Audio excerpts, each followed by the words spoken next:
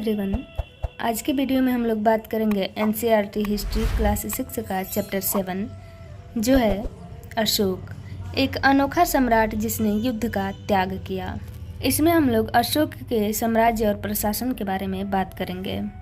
अशोक के राज्य के या साम्राज्य के बारे में बात करें तो इसके संस्थापक चंद्रगुप्त मौर्य थे जो 2300 ईसा पूर्व में इसकी स्थापना किए थे, जिसे मौर्य साम्राज्य के नाम से भी जाना जाता है।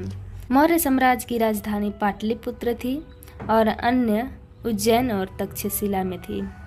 चंद्रगुप्त मौर्य के सेनापति कौटिल्य या चाणक्य, जिनका एक और नाम विष्णुगुप्त है, इन्होंने अर्थशास्त्र की रचना की थी। कौटिल्य ने अर्थशास्त्र की रचना की थी। में उल्लेख है कि उत्तर पश्चिम कंबल के लिए तथा दक्षिण भारत सोने और कीमती पत्थरों के लिए प्रसिद्ध था। अशोक की थोड़ी सी हिस्ट्री देखते हैं। मौर्य वंश के संस्थापक चंद्रगुप्त मौर्य, जिनके पुत्र बिंदुसार थे, और बिंदुसार के पुत्र हुए अशोक, जिनके बारे में हम लोग बात किए हैं। अशोक मौर्य वंश के सबसे प्रतापी राजा थे।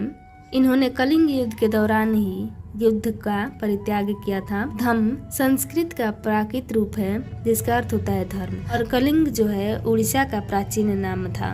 अशोक के 13वें अभिलेख से कलिंग युद्ध की जानकारी मिलती है। अशोक ने कलिंग को जीतने के लिए यह युद्ध लड़ा, लेकिन युद्ध जनित हिंसा और खून खराबा देखकर उन्हें युद्ध से वितृष्णा हो गई। उन्होंने निर्णय लिया कि भविष्य में वे युद्ध ही नहीं करेंगे। तक्षशिला के बारे में बात करें तो ये नगर प्रमुख थे। तक्षशिला उत्तर पश्चिम और मध्य एशिया के लिए आने जाने का मार्ग था। बात करते हैं मेगास्थनीज का, जो यूनानी राजा सेल्यूकस निकेटर का राजदूत था।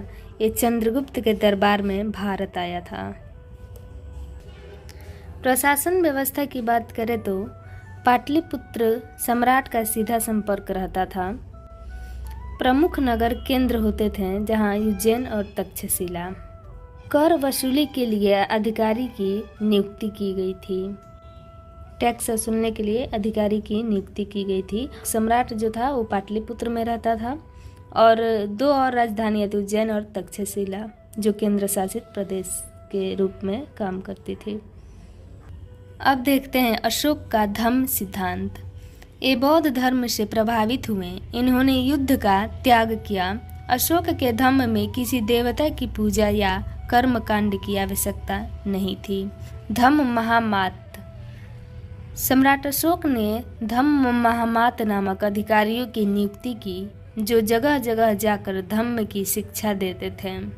अभिलेख और स्तूप की बात करें तो इसमें भाषा और लिपि को देखेंगे। उस टाइम लिपि थी ब्राह्मी और भाषा प्राकृत थी।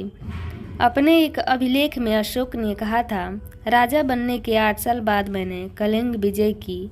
लगभग 1.5 लाख लोग बंदी बना लिए गए तथा 1 लाख से भी अधिक मारे गए। भारत के प्रथम प्रधानमंत्री पंडित जवाहरलाल नेहरू ने अशोक के धम्म के विषय में लिखा है कि उनके धर्मादेश आज भी हमसे एक ऐसी भाषा में बात करते हैं जिन्हें हम समझ सकते हैं और जिनसे हम बहुत कुछ सीख सकते हैं। एक बार आप लोग चैप्टर देख लेंगे तो और बेहतर तरीके से समझेंगे। अब बात करते हैं चीन की दीवार का निर्माण, जो 2400 ईसा पूर्व में हुआ। इसके बनाने का उद्देश्य था उत्तरी सीमा के पशुपालक लोगों से रक्षा हेतु, जिसकी लंबाई लगभग 6400 किलोमीटर है। 2000 वर्षों तक इस दीवार का निर्माण कार्य चलता रहा, क्योंकि साम्राज्य की सीमाएं बदलती रहती थीं। यह दीवार पत्थर और ईंट से बनी है। इसकी ऊपरी सतह सड़क जैसी चौड़ी है। इसे बनाने के लिए हजारों लोगों को काम करना पड़ा।